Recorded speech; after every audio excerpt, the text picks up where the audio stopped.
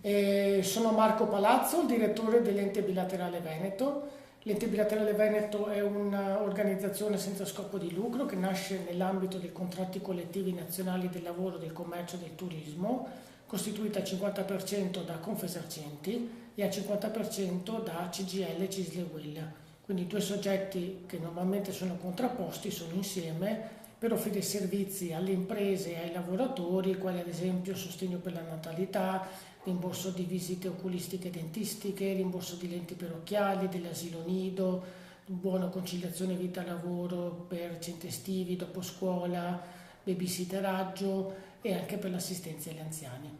L'Ente Bilaterale Veneto è titolare del progetto WelfareNet Rete in Rete, nell'ambito del quale stiamo sviluppando, oltre a una divulgazione dei welfare point, il tema del welfare, sia rispetto al welfare aziendale, quindi coinvolgendo piccole e medie imprese per attivare piani di welfare, sia rispetto alla costruzione di una rete di servizi di welfare che cerchi di mettere in collegamento tutti i soggetti che a vario titolo erogano servizi di conciliazione vita-lavoro, quali per esempio i comuni, le ASL, gli stessi enti bilaterali, il mondo del volontariato sociale, le cooperative di servizi e anche aziende private.